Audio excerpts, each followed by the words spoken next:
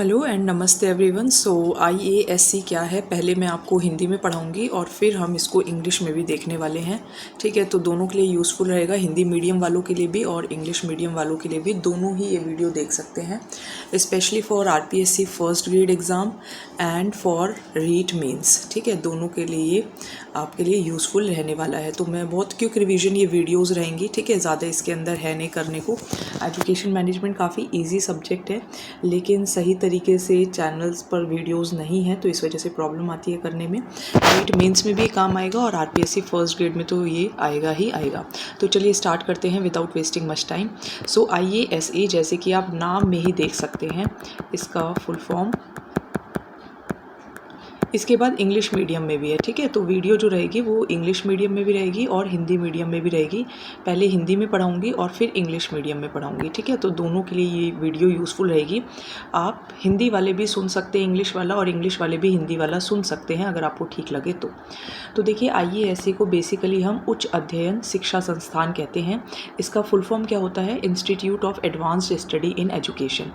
ये नाम लिखा हुआ आ सकता है। फुल फॉर्म हिंदी वालों को ये पूछी जा सकती है, तो हिंदी वालों को फुल फॉर्म पता होनी चाहिए।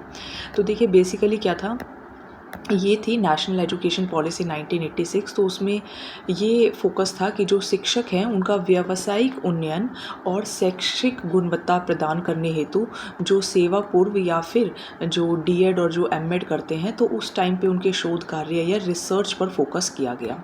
तो इसीलिए IASA बनाए गए। और अगर हम प्रशिक्षण संस्थाओं में बात करें तो IASA का सर्वोच्च स्थान है, यानी कि one of the highest position. 29 IASC total हैं, जिसमें से 2 अपने राजस्थान में हैं, एक है बीकानेर में और एक है कहाँ, अजमेर के अंदर। अब अगर इसके उद्देश्य देखें तो काफ़ी कॉमन से उद्देश्य हैं। ठीक है, तो देखिए इसके उद्देश्य क्या हैं।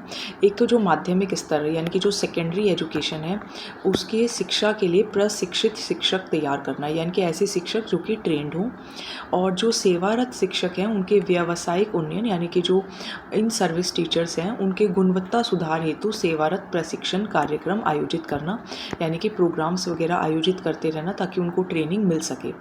अगर कुछ नवाचार आ रहे हैं तो उसके प्रति उनको जागरूक करना कि भाई ये नई चीज़ें चल रही हैं, और अगर कोई शोध संपन्न करवाना है तो वो करवाया जा सके। दक्ष प्रशिक्षक तैयार करना, यानी कि ट्रेंड टीचर्स को तैयार करना।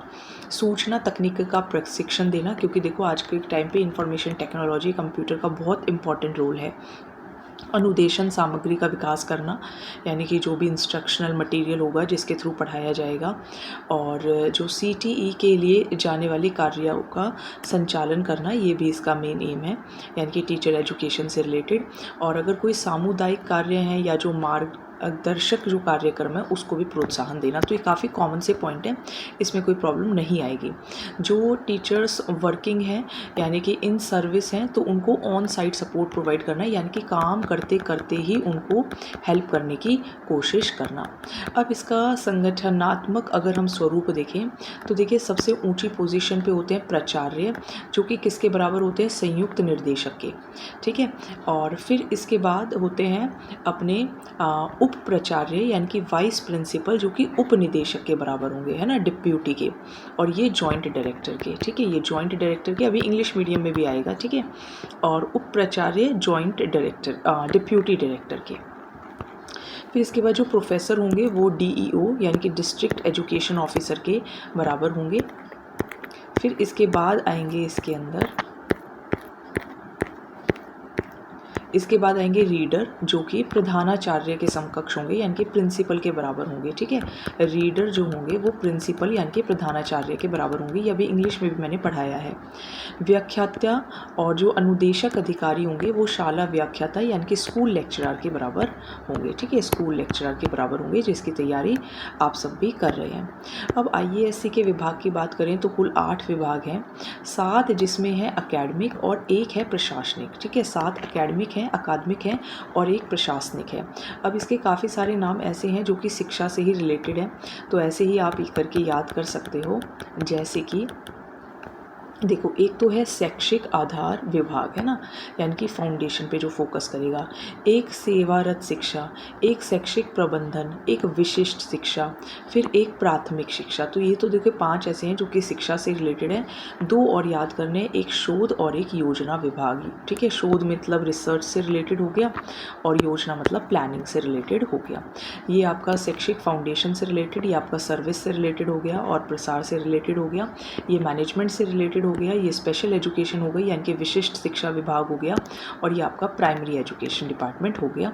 और एक है शैक्षिक प्रौद्योगिकी यानी कि टेक्निकल एजुकेशन विभाग। तो ये इसके 8 संस्थान हैं, जिसमें 7 जो है वो अकेडमिक हैं और एक आपका कौन सा है, एक आपका प्रशासनिक है। अब राजस्थान में 2 IASC संस्थान हैं।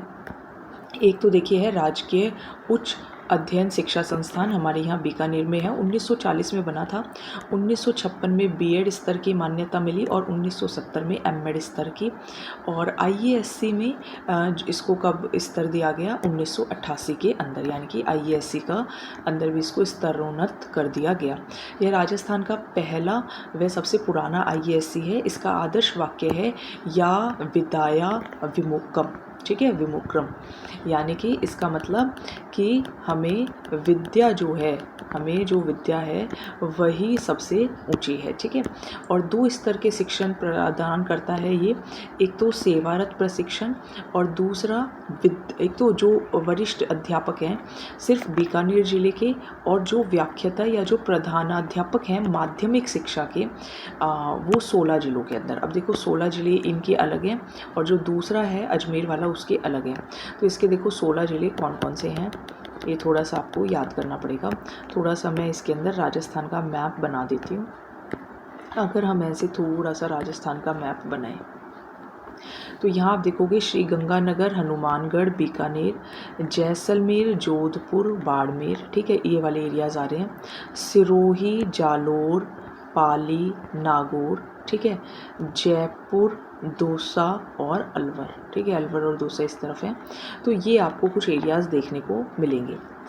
अब आप जा जाइए, 16 ज़िले हैं। दूसरा जो है ये हमने अभी देखा ना कि 2 जो हैं वो IASC संस्थान है, एक बीकानेर में और एक अजमेर में। अजमेर का क्या नाम है, अजमेर वाले का नाम भी उच्च अध्ययन शिक्षा संस्थान अजमेर। देखो बीकानेर वाला 1940 में बना था, है ना, और फिर उसका जो स्तरोन्नत जो था वो 1988 में हुआ था। मतलब IASC का जो उसको दर्जा मिला था वो 1988 में मिला था। इसको 1 साल बाद मिलेगा। वहाँ पे 1956 में बीएड हुई थी, मतलब बीएड के रूप में, यहाँ 1957, एक साल लेट चल रहा है। वो 1940 में, ये 1941 में। फिर देखो 1988 में एमएड, और वो वाला एमएड का मैं ज़रा भूल गई हूँ, हाँ वो 1970। तो एमएड वाले में काफ़ी ज़्यादा गैप रहेगा। तो यह राजस्थान का दूसरा IASC है और यह 2 स्तर के प्रशिक्षण प्रदान करता है। एक तो जो वरिष्ठ अध्यापक हैं यानी कि अजमेर ज़िले के, और जो व्याख्याता हैं वो 17 ज़िले के। अब देखो जो वहाँ पर नहीं आए, जो हमने मैप में बनाए थे, जो वहाँ पर नहीं आए वो यहाँ पर आ जाएंगे। जैसे देखो वहाँ पे एक तो अपने पास दौसा था और भरतपुर था, दौसा था और अलवर था। भरतपुर धौलपुर नहीं था, करौली नहीं था, सवाई माधोपुर नहीं था। बांसवाड़ा, प्रतापगढ़, डूंगरपुर, उदयपुर, राजसमंद, भीलवाड़ा, चित्तौड़गढ़, अजमेर, टोंक, कोटा, बूंदी, 12 झालावाड़। तो 16 वहाँ और 17 यहाँ। ठीक है, ये 33 के हिसाब से ही है। अब अगर हम शिक्षक प्रशिक्षण की बात करें तो एक होता है प्राथमिक स्तर और एक होता है माध्यमिक स्तर। तो प्राथमिक स्तर पर है डाइट और माध्यमिक स्तर पर है IASC, CTE यानी कि टीचर एजुकेशन, और TTC टीचर ट्रेनिंग काउंसिल। अगर हम निजी उच्च शिक्षण अध्ययन शिक्षण संस्थान राजस्थान की बात करें तो देखिए इसके अंदर ये 2 नाम आपको ध्यान रखने हैं। एक तो विद्या भवन उच्च अध्ययन शिक्षा संस्थान उदयपुर के अंदर, और एक गांधी विद्या मंदिर उच्च अध्ययन शिक्षा संस्थान, ये भी उच्च अध्ययन शिक्षण संस्थान है और ये भी उच्च अध्ययन शिक्षा संस्थान है। लेकिन ये विद्या भवन है, ये गांधी है। गांधी वाला सरदार शहर में है, गांधी सरदार वल्लभ भाई पटेल, ऐसे याद कर लेना, और विद्या वाला उदयपुर के अंदर है। तो ये मैंने आपको कौन सा करा दिया है, ये मैंने आपको IASC जो है वो करा दिया है। ठीक है। आई होप आपको समझ में आ गया होगा। और अब इंग्लिश मीडियम वाले भी देख लें, है ना। इंग्लिश मीडियम वालों की भी मैं वीडियो एक में मर्ज कर दूँगी ताकि दोनों को फ़ायदा मिले, ठीक है। So thank you so much and don't forget to like share and subscribe. अगर मैं इंग्लिश वाली वीडियो के बाद कहना भूल जाती हूँ तो then don't forget. So let's start with IASC, that is institute of advanced study in education. तो देखो नाम से पता चल रहा है कि जो एजुकेशन के अंदर थोड़ी एडवांस्ड स्टडी करना चाहते हैं या उनको एडवांस्ड स्टडी प्रोवाइड की जा सके। सो इसका फुल फॉर्म भी यही है IASC का। और इसका जो मेन जो धारणा दी गई थी वो नेशनल एजुकेशन पॉलिसी 1986 में दी गई थी। And these are quick revision videos, आपको काफ़ी कम टाइम के अंदर I am trying to provide you the facts and basic knowledge. तो यहाँ पे नेशनल एजुकेशन पॉलिसी जब 1986 में आई, पहले 68 में आई थी, फिर 86 में आई थी। तो इसके अंदर मेन एम क्या है कि हम प्रोफेशनल मतलब जो टीचर्स हैं उनका डेवलपमेंट करें, उनकी जो टीचिंग है उसको इन्हेंस कर सकें, मतलब क्वालिटी इन्हेंसमेंट बढ़े। कैसे? बीएड एमएड में भी जब वो बीएड एमएड कर रहे हैं, इन सर्विस जो उनकी ट्रेनिंग है वो प्रोवाइड की जा सके, कुछ रिसर्च एक्टिविटीज़ करी जा सकें। सो IASC टीचर ट्रेनिंग इंस्टीट्यूशंस के लिए बहुत अच्छा है। टोटल 29 है, जिसमें से 2 राजस्थान में है, एक बीकानेर में और एक अजमेर में। तो ऑब्जेक्टिव्स क्या हैं? सबसे पहले ऑब्जेक्टिव है सेकेंडरी एजुकेशन में टीचर्स को ट्रेन टीचर्स प्रिपेयर करना through BEd and MEd programs, मतलब बीएड और एमएड करा के उनको ट्रेनिंग प्रोवाइड कर देना, ट्रेनिंग प्रोग्राम्स ऑर्गेनाइज करना ताकि वो प्रोफेशनली डेवलप हो सके और उनकी जो क्वालिटी इन्हेंसमेंट है वो बढ़ सके। टीचर्स को अवेयर कराना कि क्या क्या अकेडमिकली इनोवेशंस चल रहे हैं और किस तरीके से वो अपना रिसर्च वगैरह भी कर सकते हैं। स्किल्ड ट्रेनर्स को प्रिपेयर करना, यानी कि जो टीचर्स हों वो स्किल्ड ट्रेनर्स हों। ट्रेनिंग प्रोवाइड करना, आईटी के अंदर भी कंप्यूटर का यूज़ बहुत इंपॉर्टेंट है। इंस्ट्रक्शनल मटेरियल वो कैसे डेवलप कर सकते हैं, जैसे अगर पढ़ाने का, जैसे फॉर एग्जांपल ये क्या है, ये एक इंस्ट्रक्शनल मटेरियल है ना इन इंग्लिश मीडियम, तो इसको कैसे डेवलप किया जाए, तो IASC इनमें हेल्प करता है। एक्टिविटीज़ कंडक्ट करना, जैसे कि अलग अलग कॉलेजेस होते हैं टीचर्स एजुकेशन के, तो वहाँ पे एक्टिविटीज़ को कंडक्ट करना। टीचर एजुकेशन में कम्युनिटी बेस्ड गाइडेंस प्रोग्राम्स को ऑर्गेनाइज करना, ऑन साइट सपोर्ट प्रोवाइड करना वर्किंग टीचर्स को, जो टीचर्स कहीं पर काम कर रहे हैं तो वहीं पर उनको ऑन साइट सपोर्ट प्रोवाइड करना। तो अब आ जाते हैं इसके ऑर्गेनाइजेशन स्ट्रक्चर पे। प्रिंसिपल जो होगा वो किसके बराबर होगा? जॉइंट डायरेक्टर के बराबर होगा। इसका जो वाइस प्रिंसिपल है IASC का वो डिप्यूटी डायरेक्टर के बराबर है। प्रोफेसर डिस्ट्रिक्ट एजुकेशन ऑफिसर के बराबर है। रीडर प्रिंसिपल के बराबर है। और लेक्चरर और जो इंस्ट्रक्टर ऑफिसर है वो स्कूल लेक्चरर के बराबर है। ठीक है, एक बार दोबारा से रिवाइज करा देती हूँ। तो देखो जो प्रिंसिपल है वो किसके बराबर है? प्रिंसिपल किसके बराबर है? जॉइंट डायरेक्टर के, है ना। प्रिंसिपल जॉइंट डायरेक्टर के। वाइस प्रिंसिपल तो प्रिंसिपल से थोड़ा सा नीचे, यानी कि डिप्यूटी डायरेक्टर। प्रोफेसर जो होगा वो डिस्ट्रिक्ट एजुकेशन ऑफिसर के। रीडर प्रिंसिपल के, आरपी करके आप याद कर लेना।